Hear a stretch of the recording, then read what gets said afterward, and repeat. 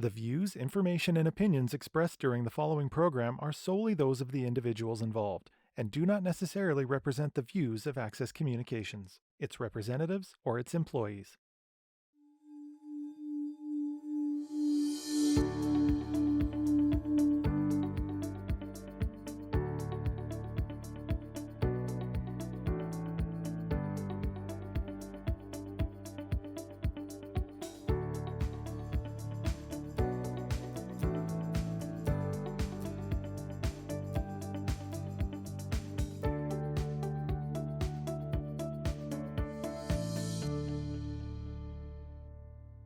Hello and welcome to this week's episode of Accessing Art. I'm your host, Rina Hanowski. In this show, we get a rare glimpse of local artists working behind the scenes in their own studios, offering their personal perspectives on the process and the creation of their art. Today, we visit with Regina artist Melody Armstrong. Melody has a Bachelor of Fine Arts degree with distinction with a major in jewelry and metals. In addition to her own practice, Melody has instructed workshops and has been the resident jewelry artist at the Neil Balkwell Center.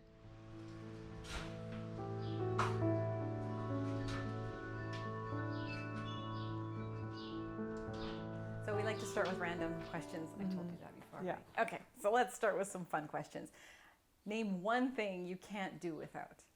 I would say my feather pillow. Okay. I take it with me everywhere on vacation. I do the same thing. I can't sleep without my pillow, and mine's like ancient. And New York or Paris? Well, I've been to Paris already, so I'd say New York. Okay. Yeah. You've never been to New York? No. No. Bucket list. What is your favorite food? Well, lately I like the keto crust pizza that I've been ordering. Yeah, it's pretty good. What kind of toppings? I like pepperoni, ham, pineapple, ranch chicken, and, like olives and maybe some feta cheese. Just throw on everything. Yeah. Some meatballs and some fish and stuff. Any hidden talents? Pardon me? Any hidden talents? Hidden talents? Or hobbies, yeah. Well, I feel like I have a whole bunch of different talents besides art. Just name a couple. I Nico guess knows some. Cooking. Cooking, yes, that's a good one. Yeah. What is your biggest pet peeve? I would say tippy tables in a restaurant. Yeah. Do you fix them? I always fix them. I wrap up a napkin and stick it under the leg. Yeah, I did that this week. What animal would you like to be? I think a dolphin. Why? I love the ocean. So fish, dolphin. Yeah, something to do in the water. Yeah. And a penguin walks up to us wearing a sombrero right now. What is he doing? What does he say? He's carrying a tray of margaritas. Bring it on! Yeah. So tell us a little bit about yourself. Are you from Regina? Well, I grew up on a farm about 40 miles from Regina, and I lived there for 17 years. And I was quite creative as a child, making things, hobby things and whatnot.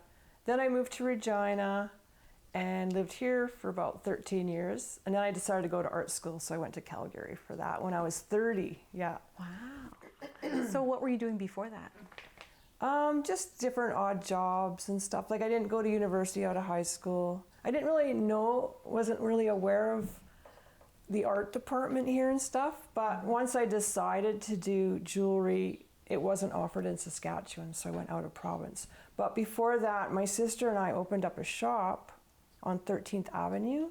So we had consignment, and I sold, some art and craft that I made there, ceramics, paintings, and, some jewelry that was more like beadwork and things like that. Okay, so you had a shop with your sister. Does your sister do art too? She's a biology major, but yeah, she does more like sculptural, organic kind of materials like wools and woods and more earthy kind of sculpture. Yeah. Yeah. Nice. And so you went to Calgary for school and you got a degree, or? I did. I got a Bachelor of Fine Arts degree in metals and jewelry. Of course, I took a lot of other electives too. that, were a lot of fun. And it was a 4-year program. Nice. Yeah. And so what brought you back to Regina? Or did you just go there for school and wanted to come back? Was that your plan? Actually, I never had planned on coming back to Regina ever. But I'm glad I did, because then after a few years here, an opportunity was presented to me to teach jewelry classes to adults at the Neil Balkle Center. Wow. And that's the city-run art center in Regina. So that was a great opportunity. So do you still teach classes? I do. I teach 4 sessions a year, and it's, well, it used to be 8 students per class, and the classes would run 8 to 9 weeks. So I usually do 4 classes a session, just different levels, like level 1, the basic metal smithing and whatnot, then more advanced techniques, level 2, level 3, and then some, jewelry design and whatnot. So they really love it. Do you find that separate, like designing and then creating as well? Do you find that's 2 separate courses, or is that all intertwined? It's all intertwined, I think. In art school, I had a real kind of creative block as far as that's design part of it. I was really good with the technical learning, but that design kind of part came later on, and now it feels like it almost flows through me. And it's fun to teach like different ways to come up with designs rather than looking at other people's jewelry. So different exercises you can do to like drawing and looking at nature and architecture and things like that. Yeah. And speaking of drawing, what other mediums have you explored as an artist? I think I've almost explored all of them. In my younger days, I, did different workshops and classes, stained glass, pottery, throwing, clay throwing, and ceramics. And I made ceramic masks, and sewing, and, all sorts of different textiles, things like that. And then I found that jewelry was the most mysterious, that I couldn't really just teach myself metal smithing or goldsmithing. So that's what made me want to go back to art school. Yeah. Have you always had a love for jewelry, or what's your draw for that? I think it's that preciousness of it, and the sparkle and the shine, and I don't know. It's kind of like a crow likes shiny objects, right? It's like just draws you in. And it was kind of mysterious, like, how did they do that? Like, I'm sure you think that too, like when you see a nice piece of jewelry, well, how is that made, Yeah, it's interesting because I don't know anything about jewelry making, and I'm interested to know more about like the techniques, like how do you begin a project? So sometimes I'll begin by drawing different things, and then if I come up with something I like, I'll kind of think about the steps that would be involved, and I'll from the drawing I'll have a pattern that I might photocopy to keep the original, trace out, cut, paste it to my flat sheet of metal, and then start cutting out with a saw, a jeweler's saw. And then there's a whole bunch of processes from there, like depends what the object is. It could be textured, hammered, patinaed, whatever, like that. You could solder things to it or solder pieces together, and then stone setting. There's just so many steps and so many directions a piece could go. Yeah. So say if you're making a ring, where do you get the metal from, and how does that start? Right. Okay, like I'm a fabricator, so I work mostly with sheet and wire as my starting point, as opposed to someone who does casting. And I order most of my materials from a company in the States called Rio Grande. So they supply all the tools, equipment, and then all the metals and gemstones and just everything. And so I order all that stuff, and I start from raw materials. Yeah. And where do you find inspiration when you create these? It could be anything. It could just be a vision that comes into my head, or it could be just going on a walk. You kind of think about different things, or looking at fashion, or just lines and textures or shapes. Like I was mentioning earlier, like nature, like leaves or flowers, or architectural elements, grids, or like just how things are kind of put together. Yeah. Do you find that you work organically? What would you describe your style as? Oh, I call it industrial organic. So I don't know. It's kind of a mix of the two. Yeah. And if you were to describe your work, just the work itself, how would you actually describe it? I have used that term, industrial organic. Sometimes I call it, like some of my Fuse series, I call it kind of raw, edgy, kind of moody and sexy. Yeah. More masculine feel to it too. And then other things like I'm doing a lot of butterfly and moths lately, and the wing structure and whatnot, so that would be more organic, nature inspired. Exactly. Yeah. I was curious about that because I noticed that you are doing a lot of these beautiful butterflies. What inspired you to create those? Well, I was teaching a jewelry design workshop at the Bulkwell Center, and I always do the exercises that I teach when the students are also doing the exercises, and one of them was nature inspired, and I was looking at some of these little fabric moth images, and then I was doing some drawings, and so it was kind of like a simplified version of a moth. So I started making earrings and necklaces. You can see that there's the earrings on that picture there. So I made that series for a few years, and then recently I thought I'd make a more elaborate moth with stone settings, more layers of metal, and more like representational rather than abstracted. And then, so I made that, a couple of those, and then I went into making butterflies. So I did a blue morpho inspired butterfly, because I seen them when we went to Costa Rica, and then another butterfly recently that, it just evolves, Yeah, and do you find that you have a reoccurring theme in your work, or do you just find that you're like exploring and moving in different phases within that?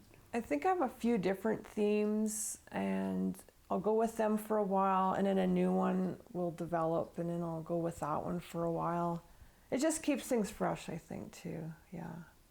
Do you find that you have a strict studio practice where you come in and you have to be here every day for a certain number of hours? What's your... No, it's not like that at all.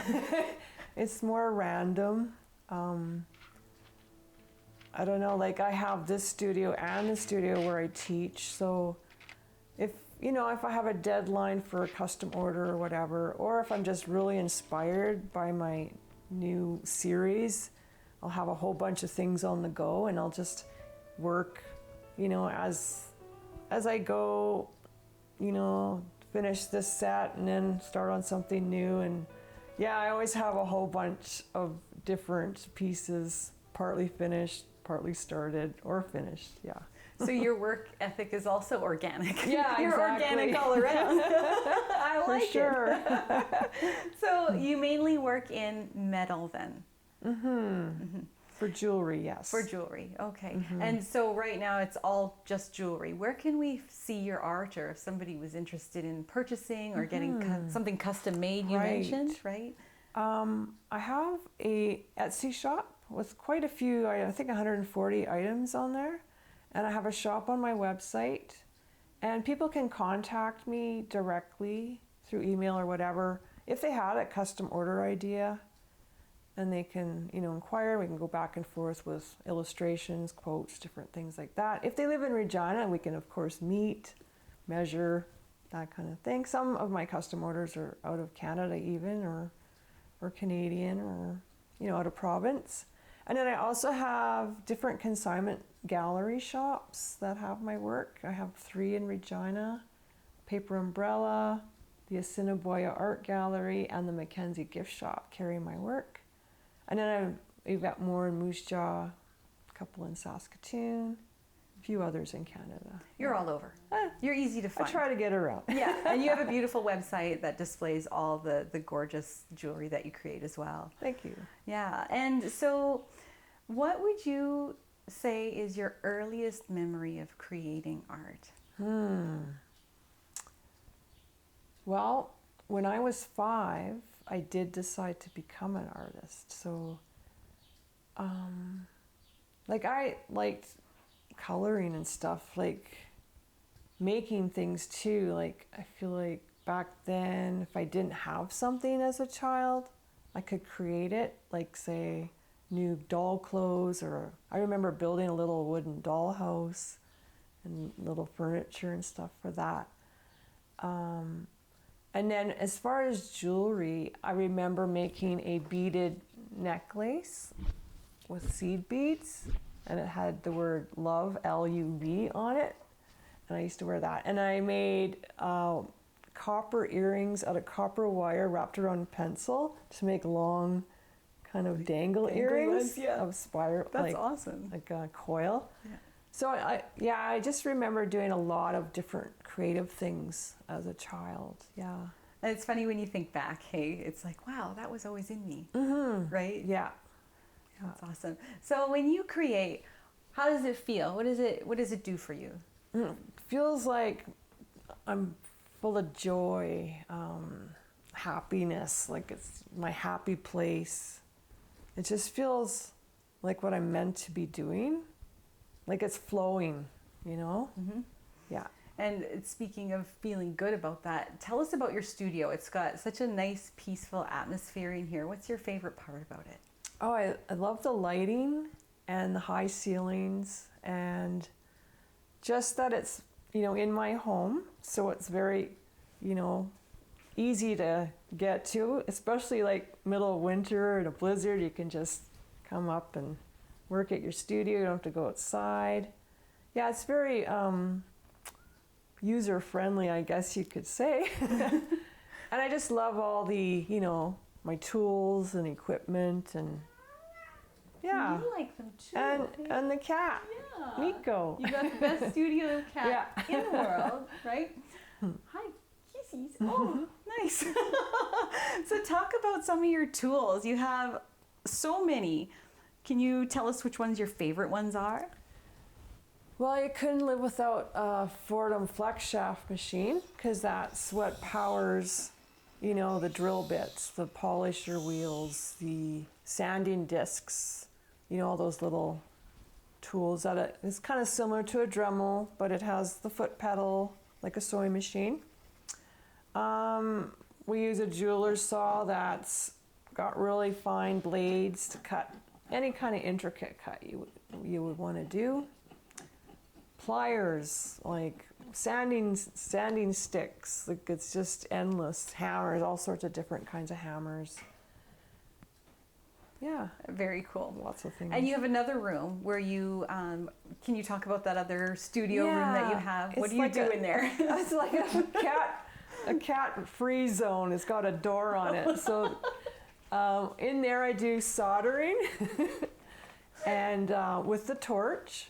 Okay. So then I have some chemicals, you know, that you wouldn't want the cat to get into. The pickle pot, the neutralizer.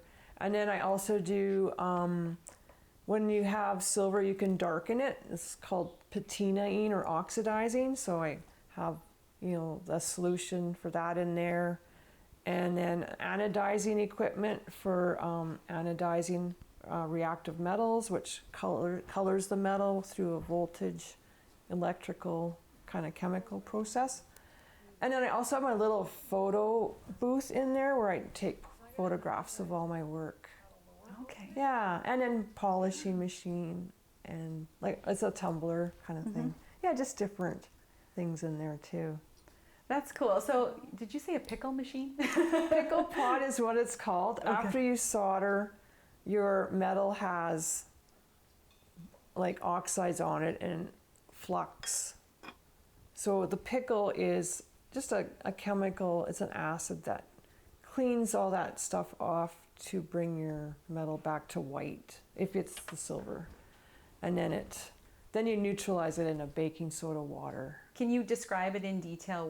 Take us through the process Of the soldering process? Yeah. So when you solder two pieces together, you're going to flux it first. The flux is a kind of like a paste that creates kind of a cleaner environment when it's heating, so that the solder pieces want to flow. So solder is silver, alloyed down slightly to bring down the melting temperature. So you have different melting temperatures of silver solder. So silver would melt at a temperature, hard solder would melt at a little bit lower temperature than the silver. Then there's medium and an easy solder. Okay. So if you have say a ring with a bunch of different elements on it, then you would do your first join with hard solder, then your second attached piece with medium, and then maybe your third with easy. That way you don't risk reopening your first seam or first solder piece. Once you've soldered the first thing, then you would throw it in the pickle pot, which cleans it, prepares it to be nice for your next solder job, basically. And then you neutralize it. Yeah. Wow, there's a lot of steps there's to a it. lot of steps. I had no idea. No, that's interesting to know, because I didn't know there was so many steps to doing that kind of stuff. So do you work with just metal, or have you tried gold or anything? Yeah, like that? I do work with gold. I like to add elements of gold, whether it's like the metal around just the stone part, and then the rest of the ring might be silver, or some scraps of gold I might melt into round balls and then add them on as elements. I think this ring actually has that. Okay. So the balls would be gold, and then the rest is silver. And then if I have custom orders, I might make a ring out of all gold. It just depends. Okay. Yeah. And do you use other metals like bronze, or? I'd use a bronze a bit, yeah. Okay. In my Quantic collection, it's called. So I use bronze and silver, and then I mix up champagne colored stones or the white bright stones, and it kind of plays with the warms and the cools as a combination of tones. Yeah. Can you talk about your favorite collection? Well, I think I like, it's hard to choose. I guess the butterflies and the wings, because it's my most recent. It's the freshest, most new, collection that I've been doing this year. So I think I'm most excited about that because it's new. Yeah. Can you describe some of it? Like, what's it made out of and what jewels are included? Right. Well, some of the more simpler earrings are made out of maybe the niobium, which creates a really nice color with the anodizing process. And then the top layer is silver, which is pierced out. So you get all that delicateness of the wing. And then the more advanced two butterflies I recently made, they have quite a few layers of the two metals. Or sometimes it might have titanium and niobium. And then I have stone settings on there as well. And some of them have enamel pieces that are set as stones. So just quite a combination, quite a bunch of layers to create the butterfly. What is niobium? Niobium is a reactive metal, and titanium is also a reactive metal. And they are metals that are quite a bit lighter than silver. I think like titanium is used in the surgical implants, so they don't react with the body. You can't be allergic to that metal.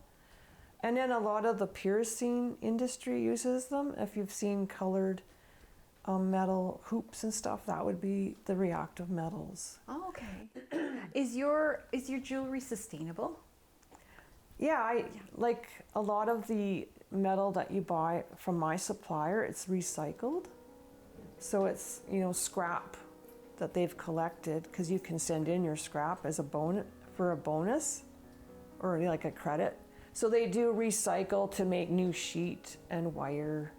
Yeah, and you wouldn't need like a huge, massive sheet of metal, so that makes sense that you get the smaller pieces, right? Mm-hmm. That's great. Yeah. And so, how do you want people to feel when they wear your jewelry? I want them to feel special, and like it's like adorning their body. Like it's part, like, you know how you wear nice clothes and fashion, and it's that nice added accessory that's very personal to them, especially if it's a custom made piece. And if it's wedding rings, of course, then that's, you know, the meaningfulness of that they've designed or helped design their wedding jewelry as a couple. That makes it very special. So yeah, I think the specialness is really how they feel. Yeah. What's the best compliment that you've had from someone who's purchased a piece? Maybe tears of joy because they love it so much. Yeah. That's great. And do you have any advice for budding jewelry designers? Keep at it. Practice the technique, just to get, you know, good at it, comfortable. A lot of my students don't like sawing. That's the first thing I teach. But after they're, you know, practice at it more and more, then eventually they start to like the sawing. And I used to not like sawing, and now I feel like it's almost like a Zen moment when I'm getting into that zone of sawing. I don't know, just keep at it and keep practicing. Yeah. What keeps you coming back to the studio every day? I love making jewelry. I love creating. I love the process of it. It's just very satisfying. Yeah.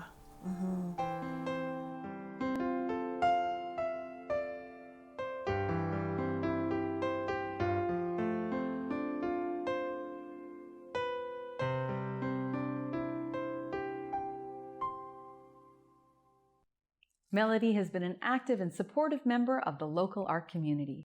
Her beautiful and unique creations have been exhibited in both solo shows and group exhibitions nationwide. Her works have been published and featured in international best-selling magazines, and she has won many prestigious awards, recognition, and accolades. Join us next time on Accessing Art when we meet with Regina artist Jerry Rucker. Thank you for watching. I'm your host, Rina Hanowski, reminding you to let your creativity be your canvas.